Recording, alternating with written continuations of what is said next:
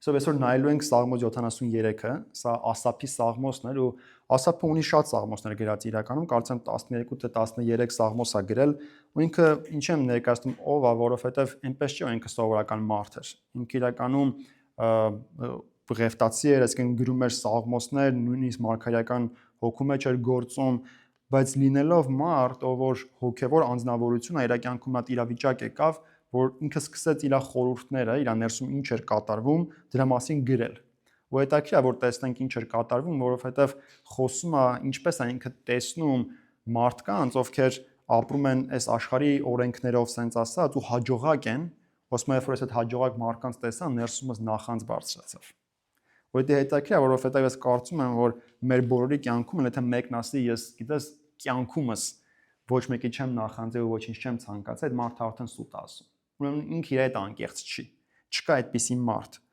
Ու շատ հետաքրքիր է ինքը ոնց է ներկայացնում այդ process-ը, ինչ է իր մեջ կատարվում, ինքը ինչ էր մտածում, ու հետո ոնց է Աստծուն հանդիպում ու հասկանում է, որ ես ինչ էր ինքը ընդհանրապես մտածում։ Ու ես կարծում եմ, որ մենք մեր անձերին, այսօր որ ես նայենք, եկեք ամենեկս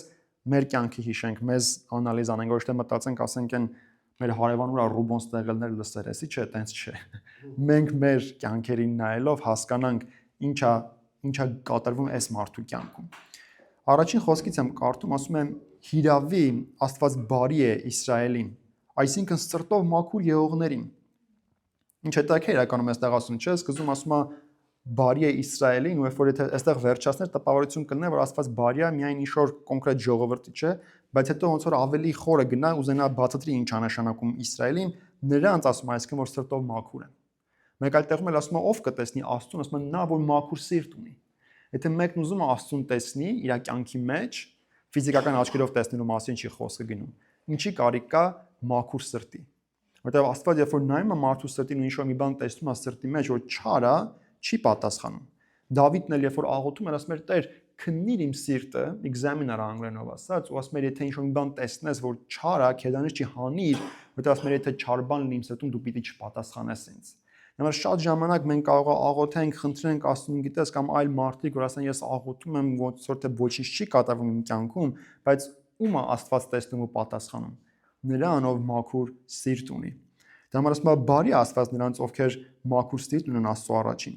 Ու երկրորդ խոսքում շարունակում ասում է, բայց քիչ մնաց, որ իմ ոտքերս ծռվեին, ու մազ մնաց, որ իմ քայլերը սայթակեին, այսինքն ընկնեի,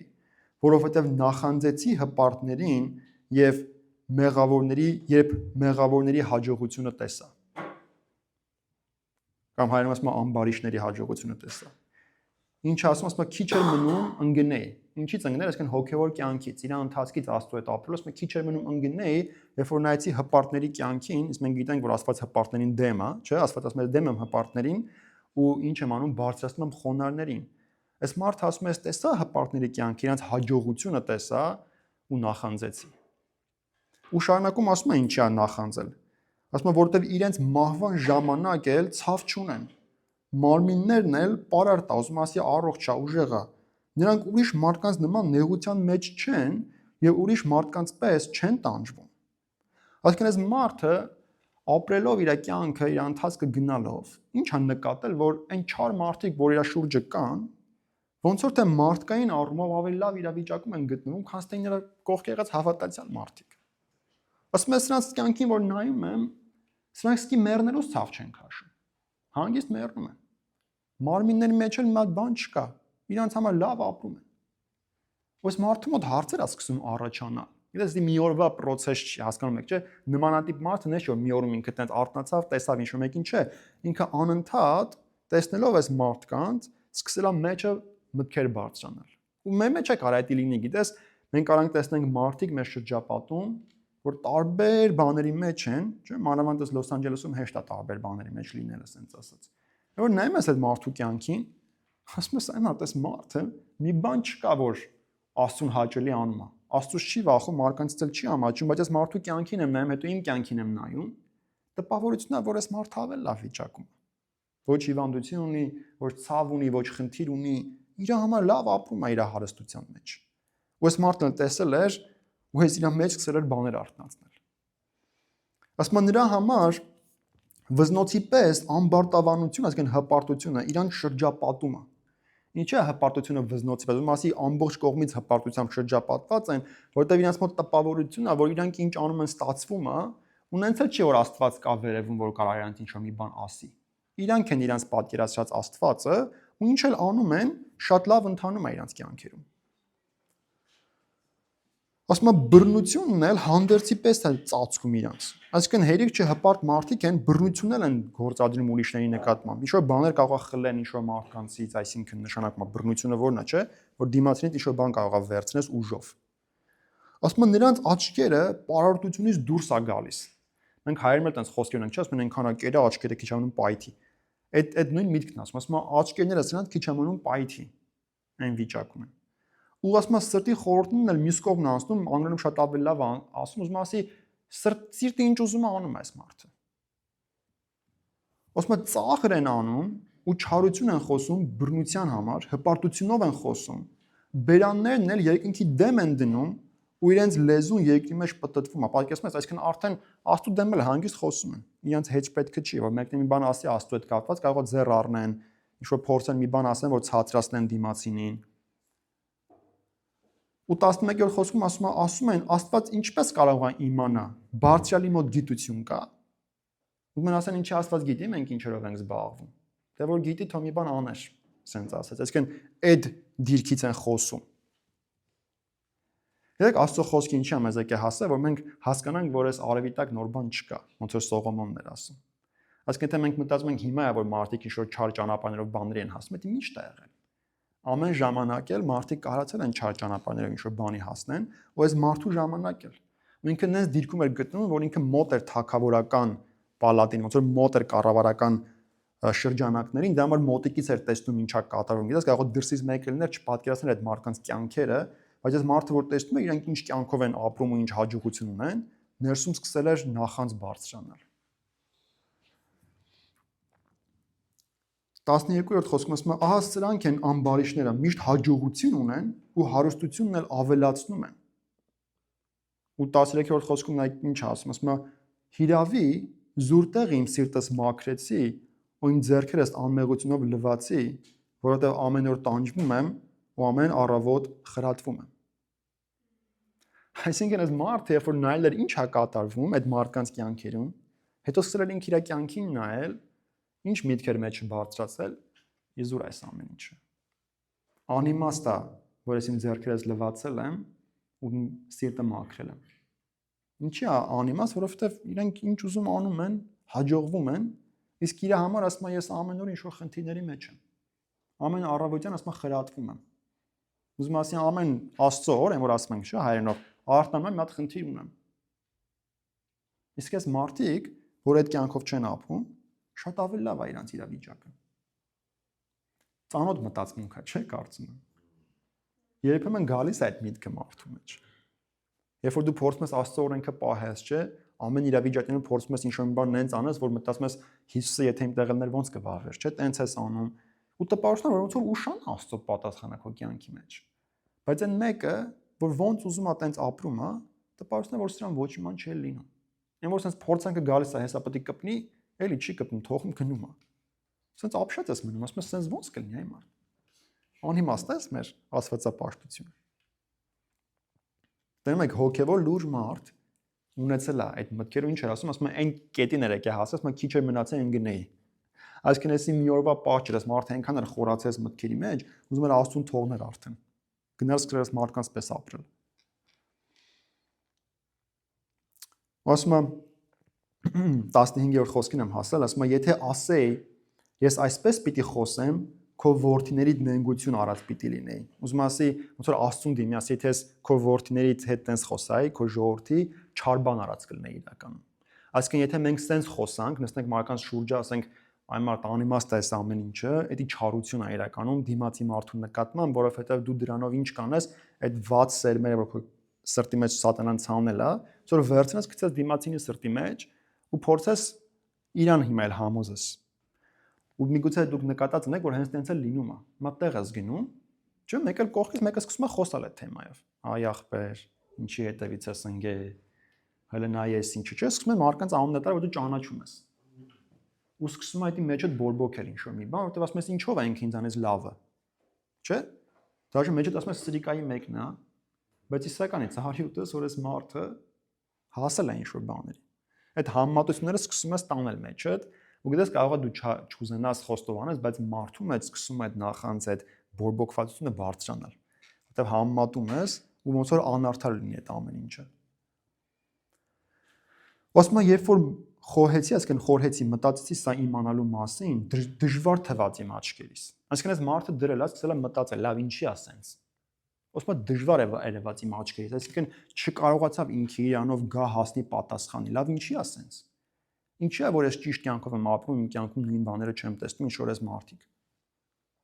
Դες դժվար է երևում, որովհետև մենք մարդկային առումով չենք կարող հասկանանք ինչ է կատարվում։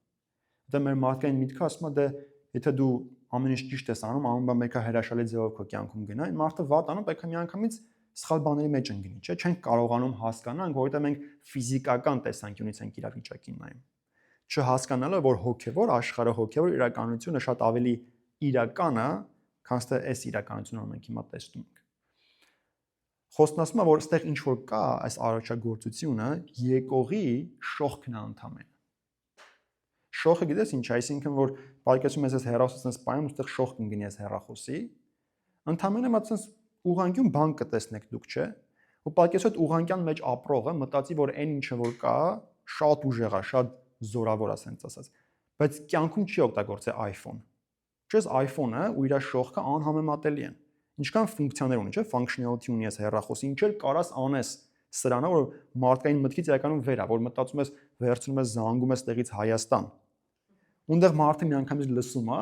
ինչքան բան է, չէ՞, կամ պատկեր է, որ ասես նայում ես, մարդը ընդեղ է, ո՞նց է այդ պատկերը գալի մտնում իմ հեռախոսի մեջ։ Հեչ փորձել ես մտածես։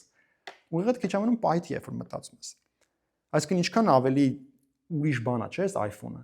Հիմա նայեք, հոգևոր աշխարհը այնքան ավելի իրական է ու այնքան ավելի ֆունկցիոնալ է, ասենց ասած, որ մենք ինչ որ ստեղ ունենք, ընդհանրապես շողքն է Աստծո խոսքը ասում։ Դա համար չմտածես, որ հանդերձյալ աշխարհը, այսինքն երկինքը կարող է ինչ որ ձանձրալի տեղ լինի։ Որտեղ մեզ թվում է ստեղ շատ հետաքրքիր ամեն ինչ, երկինքն ինչ որ sense ամայի տարածություն է, սպիտակ լուսավոր, ու մարդիկ տենց ուղղակի տենց կանգնած են 24 ժամ։ Բայց տենց չի։ Ասում դժվար է, բայց չկարողացա հասկանամ ինչ է կատարվում։ 17-րդ խոսքում ասում միչև որ Աստծո սրբարանը մտա։ Դες այնքան կարևոր է, որ մենք հասկանանք, որ երբ որ մեր ներսում կա ինչ որ հարցեր չպատասխանված, դու չես կարող ուղղակի քեզանով գտնես։ Այդ պատասխանները որտեղ է, այդ պատասխանները Աստծո մոտ է։ Դա մեզ մարդը հասկացա, որ եթե սենց գնա ինքը ընկնելու է։ Հասկացավ իրան ուրա պետք գնալ, պետք է գնալ Աստծո սրբարան, այսինքն Աստծո ներկայության մեջ, որ Աստծուն հարցնի։ Այն մարդը ինչ է կատարվում։ Ու ինչ ասում, միչև որ Աստծո սրբարանը մտա, ու նրանց վախճանը իմացա։ Այսինքն նրանց վերջը իմացա։ Երբ էս մարդու ներսում բոլոր հարցերը պատասխանվեց, երբ որ իմացա այդ մարդկանց վերջը։ Ասում է իրապես դու նրանց սահուն, այսինքն սղլիկ տեղերում ես դրել։ Կործանման մեջ իջեցրեցի նրանց, ինչպես հանկարծակի ավերմունքի մեջ ընկան, վերջացան ու վախերով կորսվեցին։ Ինչպես երազնա մարդու մոտ արթնանալուց հետո, այնպես էլ ով Տեր նրանց պատկերը պիտի անարգես։ Պատկերացնում ես ինչ ասում, ասում է դու իրանց սղլիկ տեղի վրա ես դրել։ Այսինքն իրանք ցանկացած պահի սխալու են ընկնեն։ Որտի ֆիզիկական կյանքում ընկնելու մասին չի խոսում։ Ու ոչ միայն իրանք ընկնելու են։ Ասում եմ ոնց որ մարդը երազից հելնում է, չէ՞, երազը ոչ էլ հիշում է ինչ էր կատարվել, ասում է դու այդ ձևի իրանց պատկերը անարգելու ես։ Ասում եմ երբ իմ սիրտս ցաված ու իմ երիկամունքներս խոցվեց, ես հիմար էի ու չէի հասկանում ու քո առջև այդ անասունների պես էի։ Հիմա այս մարդը երբ որ հասկացավ իրանց ինչա սպասվում իրականում։ Ու երբ որ ասում էր ինչա սպասվում, մենք հասկանում ենք, էսի հավիտենականության մեջ էր խոսում, ոչ թե այս երկրի մեջ։ Այս երկրի մեջ կարող իրանք մինչև 95 տարեկան ապրեին, տենց էլ մեռնեին առանց ցավի։ Այս մարդը հետ էր տեսա, չէ՞, իր կյանքի ընթացքում որ նեղվել էր սենց ասած։ Բայց ասում եմ, երբ որ ես տեսա հավիտենականության մեջ իրանք ինչա սպասվում մահից հետո։ Ես ասում եմ հասկացա, որ Աստծո առաջ անասունի պես եմ եղել։ Որտեվ անասունը ինչա, չէ, կենթանին, ինքը բնազներով է ապրում։ Չէ՞, կովին որ տանում ես միտեղ, ինքը շատ չի մտածում, գնում ես ասում պրոստը խոտ ուտել։ Ուզում ասես խոտ ուտող անասուն ոնց որ լինի, որտեվ ուղղակի մտածում է այս կյանքի բարիքների մասին։ Ինչ է իր կերած խոտը ավելի լավը քան թե իմ։ Ինչ է իր հակած շորը ավելի լավը քան թե իմս։ Այսինքն Աստծո առաջ տենց ցածր մտածելակերպը նման է անասունի մտածելակերպի։ Որտեղ Հիսուս ասում է ինչքան ավելի է կյանքը քան թե ուտելիքը կամ շորը, որ հագնում եք, չէ՞։ Իսկ մենք շատ ժամանակ կյանքի ամբողջ իմաստը ցածրացնում ենք, մտցնում ենք կենցաղի մեջ։ Ու մենք sense ենք մտածում իմ կյանքի ամբողջ իմաստը էսի է, ես ինչ կհագնեմ, ինչ ավտո կքշեմ ու ինչ տան մեջ կապրեմ։ Բայց երկնքից երբ որ նայում են տենց մտածելակերպին, ասում են այս մարդը անասունից չի տարբերվում։ Որտեվ կովն է մտածում որտեղ գնամ խոտ ուտեմ, գառնել է մտածում որտեղ գնամ խոտ ուտեմ։ Չէ, եթե քո ամբողջ կյանքի նպատակը քո կերած խոտն է, քո ժենգյալով հացը 12 հատ խոտ է մեջը գնում էլի։ Դու իրականում անասունից չես տարբերվում։ Ես էլ ձեր հետ միասին էլի։ Որտեղ ինչքան ավելի է կյանքը, քան թե այդ ամեն ինչը։ Ինչ հետաքրքիր է, չէ՞ որ այս մարդը իր մեջ կարողանում է բացահայտում, ինքը անկեղծ է իր հետ։ Ասում է ասապ, դու անասունի պես էիր մտածում։ Ասում է դու պիտի առաջնորդես ինձ քո խորհրդով ու վերջում փառքով պիտի ընդունես։ Հիմա այս մարդը հասկանում է իրան ինչ է սպասվում։ Ասում է դու ինձ պետք է առաջնորդես ու վերջում ինչ պետք է լինի, դու ինձ ասում ես փառքով պիտի ընդունես։ Այսինքն ինքը հասկացա, որ անկախ նրանից այս կյանքում ինքը ինչ իրավիճակների մեջ է, կարողա չի հասկանում խիա տենց չի, բայց այն մարդկանց համար ինչ անելու, Աստված անարգելու է այդ մարդկանց, ջնջելու է իրանց հիշատակը, բայց իրան ինչ անելու, փառքով ընդունելու։ Իսկ ինչքան կարևոր է այն գալիքը, քան թե մենք ինչ որ ստեղ ունենք։ Ու 25-րդ խոսքում ասում է ով ունեմ երկնքի մեջ ու երկրի վայր քեզանից մեկը չունեմ։ Այսինքն երկի բառերն են մենք երկում ենք։ Ում ունեմ երկնքին կամ այստեղ, չէ։ Ասում է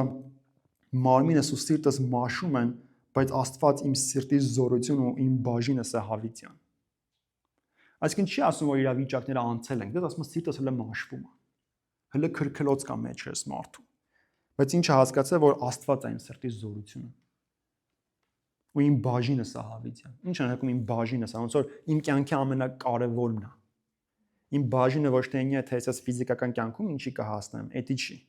Որտեղ այն մարդը, որ իր բաժինի հետ ինքը կպտում է դրան, մնում է դրան կպած, չես հայրան դրանից պոկես։ Չէ՞, մատ հաջողությունն իր կյանքում մնացել է դրա մեջ։ Ու տենց շատ ժամանակ ես տեսել եմ Հայաստանում տենց մարդկանց, չգիտեմ, ավելի տարիքով մարդիկ կասեն, որ սովետի ժամանակ եթե եղել են չեմ ռայկոմի քարտուղարի ինչ որ բանը, ասենք մատ սև 24 են ունեցել, միջև մատ 24-ով է։ Տեսել եք տենց մարդիկ։ Ասենք 2020 թիվն է, ասենք, ինքը հենց սև 24-ով է, որտեղ ինքը մնացել է այդ իր անցյալի հաջողության մեջ, ինքը չի կարող այդ 24-ը բաց թողնի։ Ասենք 24-ը խայտարակ անհարմար ավտո է, ավելի լավ Opel էլի, չէ։ Բայց այդ մարդը մնացել է 24-ի մեջ, որտեղ ինքը երբ որ հասել է այդ 24-ին, դարել է իր բաժինը, ինքը շատ մեծ հաջողություն ունեցել այդ ժամանակի տարբերություն մնացածի։ Ու մնացել է այդ սև 24-ի մեջ։ Էդի է իր բաժինը։ Բայց այս մարդը ինչ էր ասում, ասում է նյութականը չի իմ բաժինը։ Իմ բաժինը Տերն է։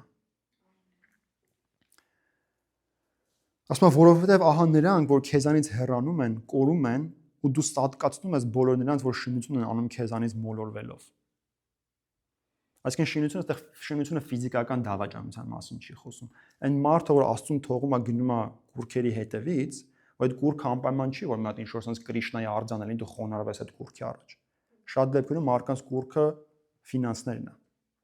Իսկ այն մարդիկ ասում են, որ թողում գնում են, դու ինչ ես անում, ասում ես սատկացնում ես իրենց։ Չէ՞ ասում ես սպանում ես, ասում ես սատկացնելու ես իրենց։ Ու այստեղ իրականում Ղուկաս 12-րդ գլխի 4 խոսքում ես այդ հիմա տարակ կարդամ, տեսեք ինչ էր ասում Աստված։ Հիսուսն էր այստեղ խոսում։ Ասում է, բայց ձեզ իմ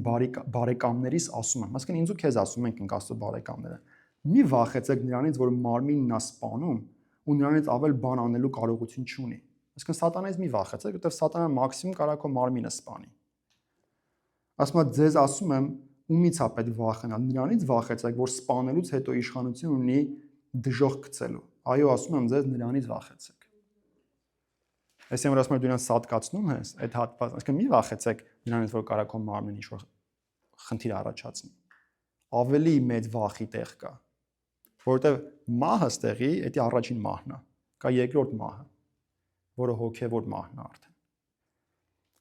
Ու այս մարդը հիմա շարունակում է սրանից հետո ասում է, բայց Աստծուն մոտենալս բարի է ինձ։ Ու երգում են, քեզ մոտենալն ինձ բարի եղավ։ Ասում է, բայց Աստծուն մոտենալս բարի է ինձ։ Հույսս դրել եմ Տեր Եհովայի վրա, որպեսզի քո բոլոր գործերդ պատմեմ։ Այս մարդը իր այդ խորհրդածությունները, ես չգիտեմ, գիտես ինչքան ժամանակ էր այս մարդու մեջ այս պայքարը գնում, երբ որ նայում էր այդ մարդկանց կյանքերին, բայց ինչի բերեց վերջի վերջը, որ հասկացա, որ Տերն է իմ բաժինը։ Ինչ կապ ունի այս աշխարհում ով ինչի է հասե, ինչ անում, ոնց անում։ Տերը ուղղակի սատկացնելու է իրենց։ Ոչինչ չի մնալու այդ մարդկանցից, բայց իմ Տերս հավիտյանը մնում ու ինձ ինչ անելու, փառքով ընդունելու։ Դե եթե մենք մենակ ապրում ենք այս աշխարհի բաներով, եթե մեր հույսը Աստծո վրա է մենակ այս աշխարհի համար, Պողոսն է գրում առաջին Կորինթացիս 15-րդ գլխում, ասում է դուք բոլորից ավելի խղճալի եք։ Եկեղեցուն է գրում Կորինթոսի։ Դուք ասում եք բոլորից ավելի խղճալի եք, եթե մենակ այս աշխարհի համար եք հուսացել Աստծո վրա։ Որտեղ ասում է, եթե տենց է ու մեռելների հարություն չկա, ուտենք ու խմենք, ասում է, որտեղ վաղը մեռնել կա։ Դա հայերը չեն առաջին անգամ ասել, բացվում է։ Ասում է անիմաստ է իմ կյանքը, որ ասում է, այս ամեն օր իմ կյանքս վտանգում եմ։ Ունդեղ օրինակ էլ է բերում, ասում է Եփեսոսի մեջ, որ մտա, ասում է պատերազմի մեջ կենթանիների հետ, չգիտեմ այդ ինչ էր եղել, կենթանի էին բաց թողել որ սպաներ։ Ասում է անիմաստ է, որ այս ամեն օր մեռնում եմ Քրիստոսի համար։ Եթե չկա շարունակություն, եթե չկա մեռելների հարություն։ Ու գիտեք, Տեր Հիսուսը օրինակ բերեց մի հարուստ մարդու ու մի աղքատ մարդու։ Սա գրված է Ղուկաս 12-րդ գլխի 15-րդ խոսքից կարդամ։ Շատ հետաքրքիր պատմություն է, որովհետև երկուսն էլ մեռել էին։ Ու ցույց է տալիս, թե իրանց հետ ինչ էր կատարվել դրանից հետո։ Կներեք, մինչև դրան հասնելը կարդամ Ղուկաս 12-15-ը, դա հենց այդ մարկանց մեռնելու հատվածը չի։ Էլի Տեր Հիսուսին մոտիկանում է մեկը այտենց ֆինանսական հարց անում աղբոր հետ, ասում է, ասա թող ճիշտ բաժանի այդ փողերը մեր մեջ, ինչ որ ժառանգություն էին ստացել։ Այսինքն միակ նպատակը որ Հիսուսին մոտիկացրել էր, ինչ որ ֆինանսական հարցերն էր։ Ու Տեր Հիսուսը սկսում է հետը խոսալ, ասում է նայեք ու զգուշացեք ագահությունից, որովհետև մարդու ստացվածքից ավելանալուց կախված չի իր կյանքը։ Քո կյանքը կախված չի քո փողի շատությունից։ Դրա համար ասում եմ զգուշ եղեք ագահությունից։ Որտեւ եթե քո նպատակը ինչ-որ մի բանի հասնելու զուտ ագահությունն է, որտեղ չի կշտանում մարդու սիրտը ու աչքը, ինչը ցավոք սրտի տենց է։ Ինչ ասում եմ զգուշ եղեք, որտեղ ձեր կյանքը դրանից կախված չի։ Դες հարուստ մարդկանց կյանքին որ մի քիչ խորն ես մտնում նայում։ Ասենք նույն Էլոն Մասկը որ աշխարհի ամենահարուստ մարդն է, չէ՞, սա շուտով առաջին տրիլիոն ունեցողը կդառնա։ Մտի նայ իր կյանքի մեջ։ Շուտ 12 հատ երեխա ունի, ոչ մեկին մոտիկից չի տեսել։ Մի հոգի ինչ որ տրանսգենդեր է դառել, ուրացել է իրան, ասում են իմ հերը չի փոխում ազգանունը։ Այսինքն այդ մարդուն, որ մոտիկից մի քիչ մտնում ես կյանքի մեջ, ասում ես այս մարդը ոչ Երանի իրան։ Ավելի լավ է 100,000 $100 տարեկան փող աշխատեր, միտեղ ծրագրավորող լիներ, ասենց ասած, քան թե անունով Էլոն Մասկը լիներ, բայց ինչ։ Ումա պետք իր կյանքը, չէ՞։ Ու շարունակում է։ Ասում է արագ խոսեց նրանց ասելով. մի հարուստ մարդ արտերը առատ բերք տվեցին։ Այս մարդը այսքան գործ էր դրել, կապել էր գործը մեր հայրենով ասած։ Ու ասում է մտածում էր ինքը իրան ասելով. ինչ անեմ, որտեվ տեղ չունեմ, ուր իմ բերքս հավաքեմ։ Ու ասում է իմ ամբարներս, այսինքն ունեցած տեղերը, որտեղ որ հավաքում էին այդ հունցքը, քանդեմ ու ավելի մեծը կառուցեմ ու այնտեղ հավաքեմ իմ բոլոր բերքերս ու բարիքներս։ Եվ իմ անձիս ասեմ. ով անձս շատ բարիքներ ունես, շատ տարիների համար հավաքած, հանգստացի, կեր, խմի, ուրախ եղի։ Այսինքն այս մարդը մտածում է դե վերջ, ես ինչ ունեմ մտածելու, չէ՞։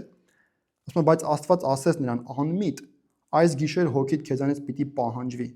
Ուստի այն քո պատրաստած բաներդ ում է լինելու։ Այսպես է նա, որ իր անձի համար գանձ է հավաքում, բայց Աստծով չի հարստանում։ Այսինքն այդ մարդը իր կյանքը ներեր դրել, ինչ որ բաների էր հասել, ասում էր վերջ, ես ինչ ունեմ մտածելու, ասում է Աստված երկնքից նայում էր ու ասում էր անմիտ։ Ինչի անմիտ, որովհետև չես հասկանում ինչ ես անում։ Հենց այս գիշեր ասում է հոգիդ պահանջվելու է քեզան։ Այս գիշեր մեռնելու ես։ Բա հետո այդ իր հավաքածը չի կարողանալ օտանի երկինք։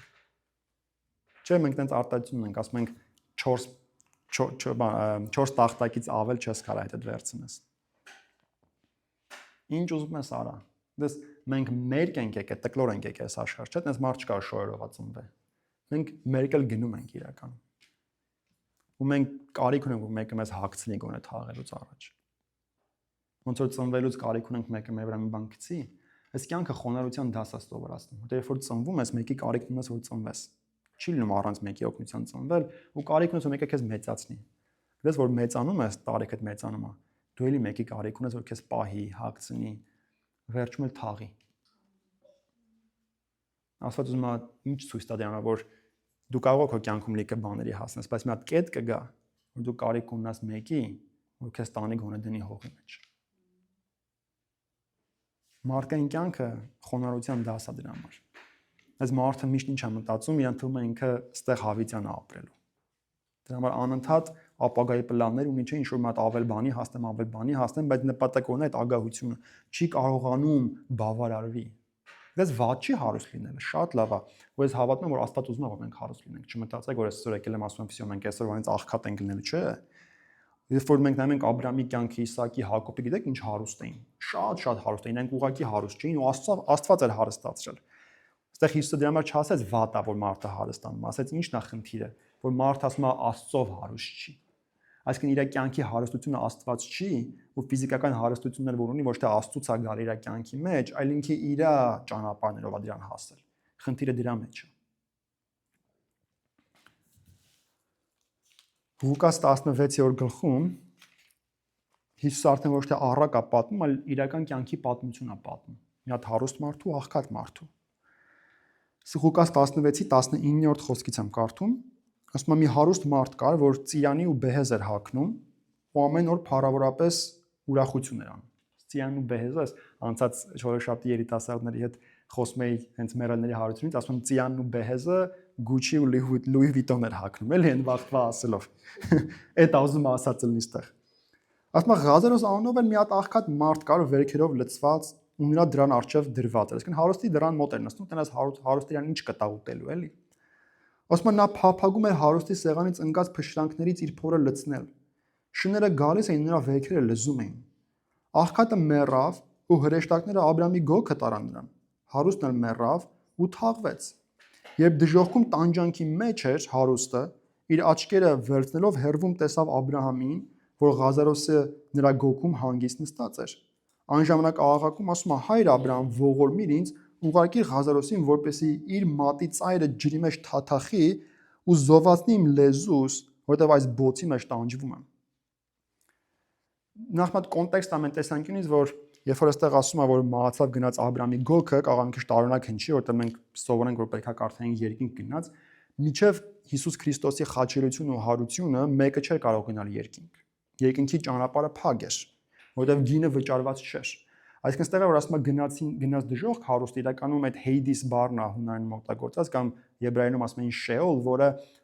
անդեր աշխարհն է կամ հանդերձյալ աշխարհը, որ մենք ասում ենք, չէ՞, ասում ենք հանդերձյալ աշխարհ։ Այսինքն հանդերձյալ աշխարհն էր, որտեղ կար երկու տարբեր հատվածներ իրարից բաժանված, մեկը դժոխքի հատվածն էր, որտեղ տանջանքներ ու անօրեն մարդիկ էին գնում, ու մյուսը Աբրահամի գոգ կոչվածն էր, որ ինչ էր կոչվում Աբրահամի գոգ, որտեղ Աբրահամը լինելով հավատքի հայրը, ոնց որ տեղ էր, որ մարդիկ ովքեր հավատացել էին Աստծուն, այնտեղ էին, բայց սպասում էին, որտեղ ժամանակավոր էր այդ տեղը, միջև որ խաչելությունը տեղի կունենար, դուռը կբացվեր դեպի երկինք։ Դրա համար այս խաչելությունից հետո արդեն եթե կհիշեք Հիսուսը, երբ որ խաչի վրա կողքը երկու հատ ավազակ կային, չեն մեկ ասում էր եթե Աստծո որդն ես, դե իջի ստեղից, այն մյուսն ասում էր ներիր ինձ, չէ՞։ Ու Հիսուսը ինչ ասեց, ասեց այսօր ինձ հետ երկնքում կլինես։ Հետո արդեն գործ Կարաքելոցում էլ երբ որ առաջին մարդը եղավ, որ մահացավ քարոզության համար, որ Ստեփանոսն էր, ասում էր տեսա երկինքը բաց, ասում է Աստծո որդին, որ հոր աջ կողմում կանգնած էր։ Միջև էդի ասում է նստած էր, հետո ասում է կանգնած էր, այսինքն Ստեփանոսին դիմավորելու համար Հիսուսը ոտքի էր կանգնել երկնքում։ Պատկերացնում եք այդ մարդը նենց էր ապրել իր կյանքը, շատ ջահել ժամանակ մահացավ։ Մարդկային տեսանկյունից այդ մարդը ամենադժբախտ մարդն էր Ստեփանոսը։ Բայց մենք որ գնանք երկինք կհասկանանք, որ այդ մարդը դժբախտ մարդ չէր։ Ինքը պատվի էր արժանացել, որ կարող Քրիստոսի համար մեռներ։ Ասում է Հիսուսը ինձ, ասում է տեսա, որտեղ կողքից լսում էին ինչ ասում։ Ասում է տեսնում եմ Աստծո որդին, որ հոր աջ կողմում կանգնած է։ Հիսուսը կանգնած էր դիմավորը Ստեփանոսին դեպի երկինք, այսինքն արդեն մուտքը բաց էր դեպի երկինք։ Այս պարագայում, քանի որ դեռ խաչելությունը չէր եղել, գնում էին Աբրահամի գոգ կոչված հատվածում։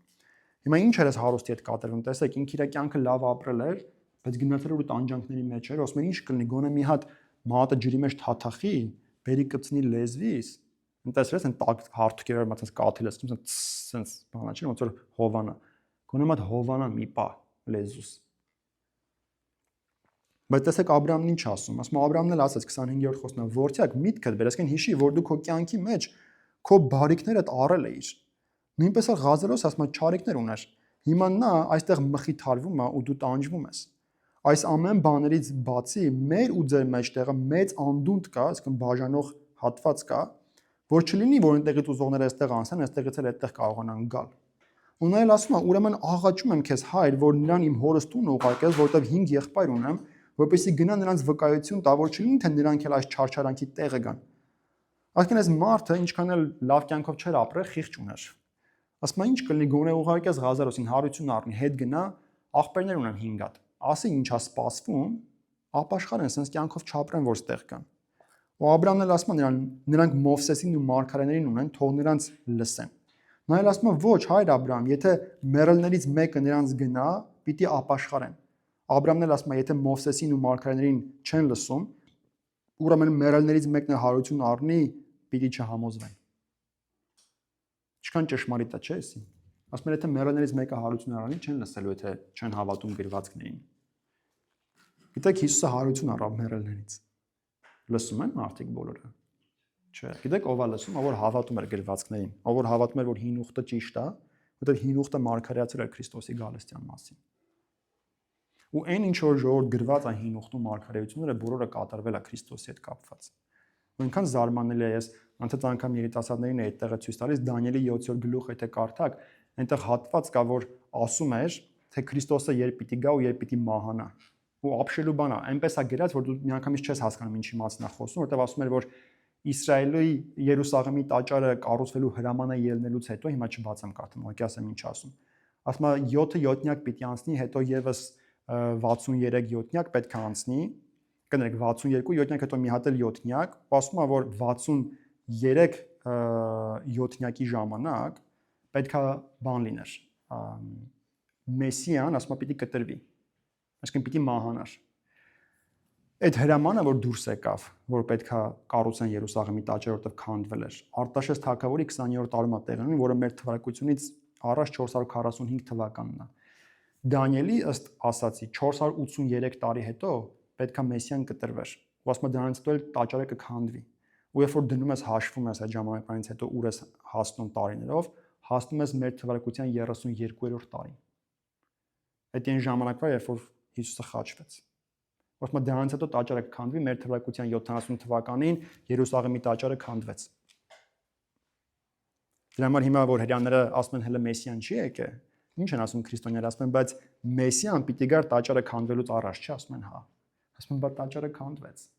Ոնց չի եկե Մեսիան։ Այնքան իրական է Աստծո խոսքը, սրանք ուղղակի պատմություններ չի, որ մենք կարդում ենք։ Այնքան ռեալ է, որ մարդիկ ովքեր այդ կլինիկական մահ ասածը տարել են, մեր մտերիներից էլ մարդ կա Հայաստանում, ով մահացավ ու գնաց երկինք հետ եկավ այդ մարդը։ Մոտավորապես մի ամիս չէր կարողանում պատմել իր տպավորությունները, որ ասում էր պատմել, ասում էր լացել։ Սիրտը վատ է լինում, հարևանին կանչում են, որ գա սրսկի։ Որ գալիս է միջև կհասցնի սրսկի, մահանում է։ Ասում եմ ոնց որ sense աշերս փագեի ու բացեի, միանգամից ասում եմ նենց չի ունի շուտ այնպես թունելների մեջով էի գնում կամ բան, ասում միանգամից հայտնվեցի, հասկացա, որ ոնց որ դրախտի դարպասների մոտ եմ կանգնած։ Ու տեսնում եմ, որ 3 հոգի մոտենում են իրան, ու 3-ին էլ ճանաչում եմ, մեր եկեղեցու անդամներից էին։ Ասում եմ, բա ո՞նց եղավ որ եկաք, ասում եմ իմացանք, որ գալիս ես, ասում եմ աստծին հովիվներից է գալիս, եկեղեցու, ասում եմ եկանք որ դիմավորենք։ Մի խոսով գալիս են կանգնում են, խոսում են, ասում եմ տարիքի տեսանկյունից իրանք նենց չի որ իրանք տարիքի մեջ չէին, բայց շատ թարմ էին երևում։ Այսինքն այնտեղ մարդկան Յուրի կանոնով որ մացրել 70-ից մարդեր, ասում է շատ թարմ էր ուղղակի երևում, ոնց որ դու հասկանում ես, որ ինքը ասենք նենց չի 20 տարեկան է տեսքից, բայց շատ թարմ էր։ Մի խոսքով այնտեղ խոսում են ու բաներից մեկը որ ասում են այնա լինում որ այդ կարծեմ հենց Յուրայից տանը խմբակ անցնում, այդ մարդը ասում է որ դուք հավաքվում աղոթում եք, այստեղ լսվում է այդ աղոթները, շարունակեք։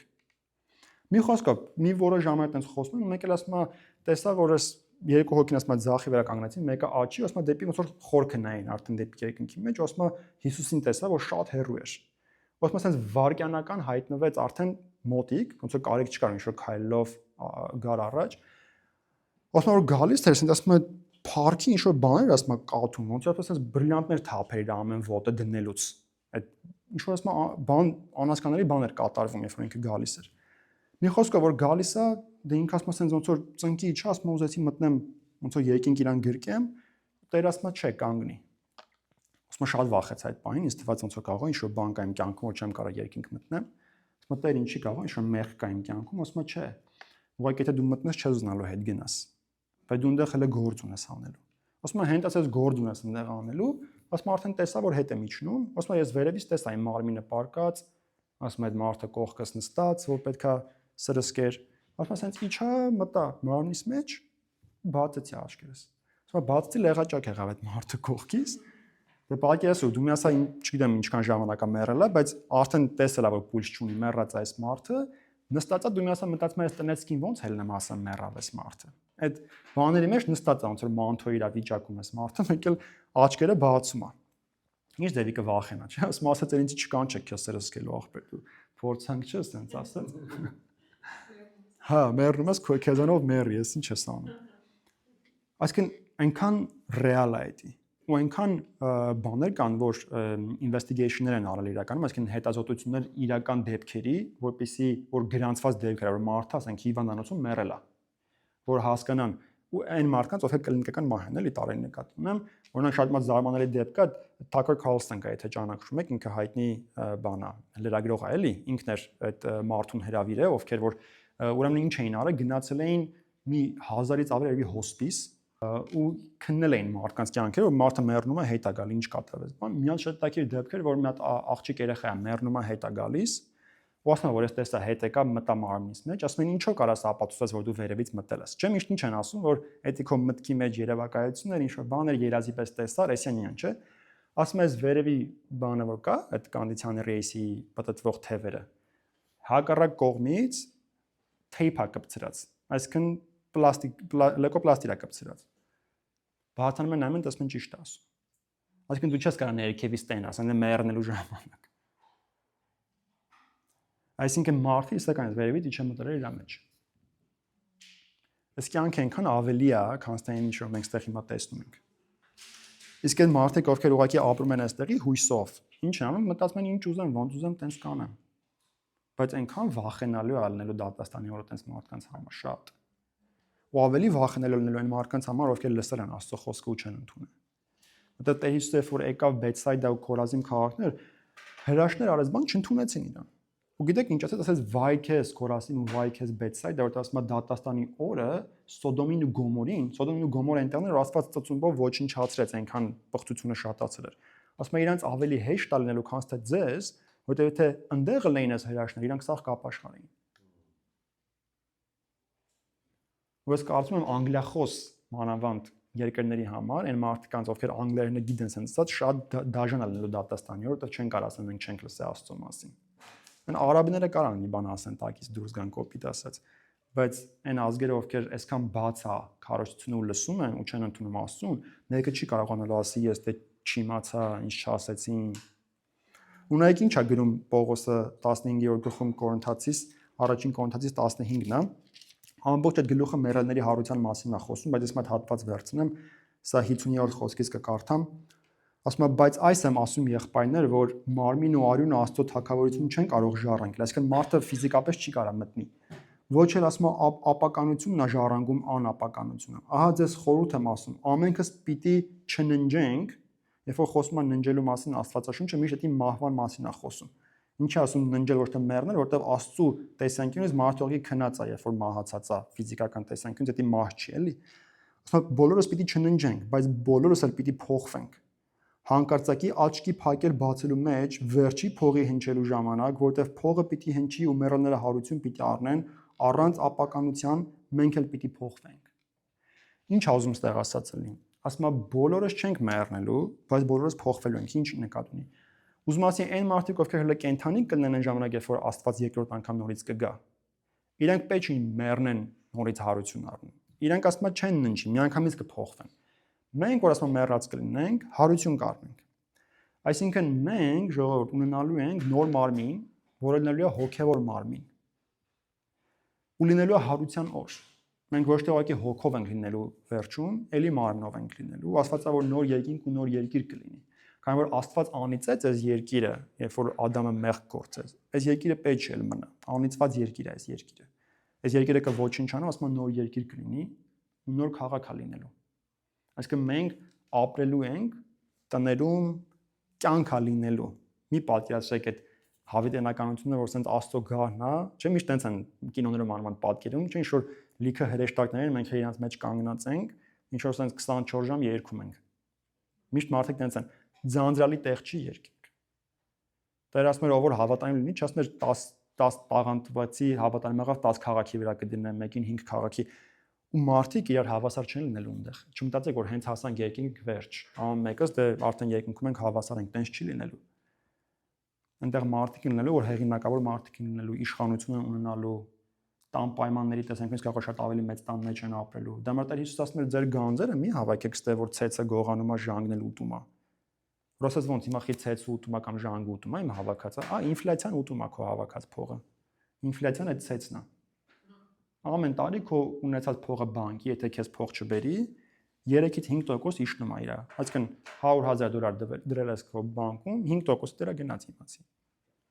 Որտեղ դու ավելի քիչ բան ես կարողանալու այդ փողով առնես։ Չէ, գնում ես, դնում ես նույն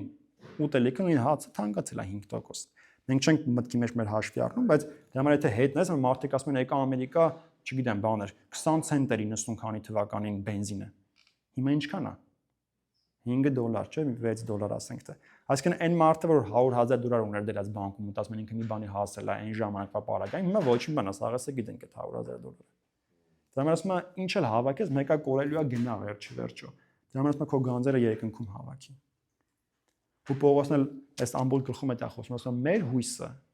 գալիք հարությունն է։ Մեր հույսը հավիտենական կյանքն է։ Եթե դա չունենանք, ուրեմն իսկականից գնանք ուտենք, խմենք, ինչ ուզում ենք անենք։ Վաղը մեռնել կա։ Բայց եթե մենք հավատացել ենք, որ այդ մահը չի իրական մահը, մենք ուր ենք գնում սրանից հետո։ Գիտես ինչ կանենք, Պետրոսն ասում է վախով վարվեցեք ձեր պանդխտության օրերի մեջ։ Խոպանի օրերի մեջ, հայերեն ասեմ։ Չէ՞ մարդը որ գնում է խոպան, ընտանիք ունի օրինակ, ինչ է մտածում, մի քիչ իրան նեղություն տա, անպայման չի ես ինչ տուն վարձի, որտեվ իր ընտանիքը ասենք Հայաստանում է, ընտանիքը ավելի լավ օրինակ լավ պայմաններում ապրի, չէ՞, այդ մտածելակերպով ապրում, ունես չէ որ տանջվում է։ Բայց այն մարդը որ մտածում է ես միշտ ստեղ պետք է լինեմ, արդեն մտածում է կայանա, չէ՞, այդտեղ հաստատվի, մի բան ավել արած լինի։ Ինչի ասում ձեր պանդխտության տարիների մեջ վախով վարվեցեք։ Ուզում ասի որ դուք ստեղ ասես պանդուխտ եք։ Էսի չի մեր վերջնական տեղը, էսի չի մեր քաղաքացիությունը վերջնական։ Մենք երկնքի քաղաքացիներ ենք։ Իսկ այն մարդը որ այդ ձևով է ապրում, ոնց է ապրում, որ ես հələ տեղ ունեմ գնալու։ Եկեք մենք այդ մտքով ապրենք։ Դրա համար եթե քո շրջապատում կտեսնես այնպես հարուստ մարդիկ որ քո միտքը ասում է սենց ոնց կլինի, իրանք չար մարդիկ են, բայց մի բանի հասել են, հիշի ասապին։ Հիշի ասապը ինչ հասկացա վերջում։ Ու նայի խղճ այդ մարդկանց։ Փորձի քարոզես բերես Աստծուն։ Որտեվ ասապը ինչ է ասում, մա սատկացնելու Աստված սրանց։ Ոչ թե նայի ասա ինչ լավ ասի արժանի է, թող վերջում գոնե Աստված սատկացնի, չէ, այտենց չմոտնաս հարցին։ Այդ նշանակում հələ նախանձում ես։ Եթե ասում ես թող վերջում սատկացնի։ Մի նախանձի։ Ընդհանրապես դու նայես խղճաս այդ մարդկանց վրա։ Խոսա Աստծու մասին, խոսա հավիտենականության մասին, որ ստեղով չի վերջանում, ինչքան կարաս հասկացանք, լավ։ Մի հատ տուն, մի հատ ավտո հետո։ Ես մարդը չբավարարվելու հատկություն ունի։ Ես ինքս ինձ էլ ամեն անգամ ոնց որ բռնացնում ասում եմ հետո, չէ՞, որտեղ ես չունեմ, նայում եմ, ասենք իմ մեքենան որ քշում եմ, Հայաստանում դա երազանքի ավտո է։ Ինքը արդեն 3 տարեկան ավտո է, հենց հիմա ես նայում եմ Հայաստանում ինչ արժի, $100,000 արժի այդ ավտոն։ Հիշում եք, չէ՞, Հայաստանում $100,000-անոց ավտոն ինչ է, դա ամբողջ ավտոշուկայում 2 հատ էր հայտարարություն դրած, իսկ չկա, նույնիսկ չկա որ մեկը ծախի, սենց ասած։ Ու հետաքրքիր է, մտածում ասում, ու ես կարամ նստեմ, մտածեմ, ինչ անեմ, որ ավելի լավը քշեմ։ Երբ որ եթե Հայաստանում լինեի, այդ իմ համար երազանք էր լինելու, չէ՞։ Բայց ես հիմա ունեմ այդ ավտոն ու արի ուտես, որ ոնց որ թե իմ մարմինը չի ուզում բավարարվի։ Չէ՞։ Տենց գնում ես, նա տղա կա, ես ճանաչում եմ, ուրիշ այդ աստափյացած մարկանցից, հա։ Հետո խոսում եմ, դե հավատքից հետո խոսում եմ միշտ էլի։ Տենց Rolls-Royce ունի, տենց բաներ ունի, ողբերս մտա դեսանց դու ինչ անեմ, ասեմ, պիտի private jet առնեմ երևի, էլ չգիտեմ։ Դե ճիշտ ասում, մարդը $500,000 ավտո է քշում, ինչ առնի։ Բայց մարդը միշտ որ հարցնես բավարարվել ես, գասի չէ։ Բայց էլ ինչ ես էլ ուզում, չէ՞, ասենք, էլ ինչ։ Բայց արի ուտես որ մարդը մեծ որ հասարատեղ ասում է, «Всё, ես կյանքս տամ Աստծուն հանգիստ ապրեմ»։ Չէ, մտածում եմ, էլի, այսեն հիշի ասածն որ ասում է, բերքը լավ տվեր, ասում է գնամ քանդեմ, ինչ ունեմ, ավելի մեծացնեմ, հավաքեմ, հասկացանք։ Հետո Ես դրա համար Սողոմոնը գիտեք ինչ էր ասում առակներում, ասում է հաճախ գնացեք սքոտուն։ Պանիխիդա մեր խոսքերով ասած։ Գիտես ինչի որ գնում ես Պանիխիդայի, նայում ես այդ մարդուն, որը դե պարկած է։ Հիշում ես որ 2 օր առաջ հետո նարդի էր խաղում։ Ասում ես ոնց մի օր սենց իմ Պանիխիդային են գալու։ Չէ, մեզ թվում է մենք չենք մեռնելու։ Ես մարդ չկար պարկում, ասում է ես գնում եմ վաղը։ Կարող է տենք 80-անց տատի պապիլն են, բայց ոչ մեկ չի ասում ես սա գնում եմ։ Դրա համար ասել հաճախ եք գնացեք, շուտ գնացեք այդ տեղերը։ Ում այդ լավ օրինակ պապան վերջացնենք մի օր այտենց մարդ էր մահացել, պապային խնդրել էին որպես աստուծարող խոսք խոսար գերեզմանոցում, լավ ցուրտ էր հիշում եմ գնացել էինք այն Հայաստանի ձմեռները հիշում եք, ասես դրդրում ես, պապոնը մտելա հոչի քարոզում այդտեղ, դե շանս է այդքան մարդ է, մի 100 հոգի մարդ է հավաքվել, աստուծա խոսում։ Այդ կանգնածներից մեկը ոնց որ չարը հրահրել էլի, ասես գորալով սենց անում։ Դե լավ սառում ենք, վերջացրա գնանք հացատուն, շատ գեշ բան արեց իրականում, էլի գոնե այդ մարկանց հարգելով որ հրավիրել էր պապային, այդպես բան պետք է չաներ։ Ոնց որ ասես լռություն տիրեց, էլի հիմա ինչ պետք է կատարվի, սենց բան իրավիճակ էր, սենց պապան այդտեղ էր, ինչ կորցրեց, ոնց որ տիրոջից իմաստություն ստացավ, ասեց եղբայր ջան, ասեց հլես փոսին նայ։ Ասեց ժամանակա գալու հոգից տեղ մրսելու է։ Այդ ժամանակ որտեղ է տականալու։ Դի որ ասեց Սենց ոնց որ այդ միջև էտի մի երկու հոգի իրար մեջ կարող բան խոսային, ըստ մարդը նենց վախեցավ, երևաց դեմքից, հասկացավ որ իրականությունը որ այդ post իրան մի օր սպասում է էլի տեղ։ Տարիքով մարդ էր միգուցե արդեն այնտեղ է, ես չգիտեմ։ Բայց սակայն դες մոտ օր է գալու, որ բայ այդ օրը ինչ ես անել։ Ասենք Steve Jobs-ն է շատ ակիր օրինակ, որ Steve Jobs-ը մտածում ես ամեն ինչի հասավ 53 տարեկան էր, ինչ է եթե չեմ սխալվում։ Ռակից քաղաքից մահացավ։ Իր ամբողջ հարստությունը, իր փառքը, մնացած բաները որ կուտակել էր, ոչինչ բան իրան չօգնեց։ Ունեցա չի որ մենք այսօր տենց սաղոր իրանից ենք խոսում էլի։ Չէ՞ մարդը մտածում է տենց կանեմ անուն կթողեմ պատմության մեջ, է սուտ բան է։ Հետո ինչ։ Ինչ ասեց Աստված վերջում Տերն է իմ բաժինը։ Թող որ Տերը լինի մեր բաժինը։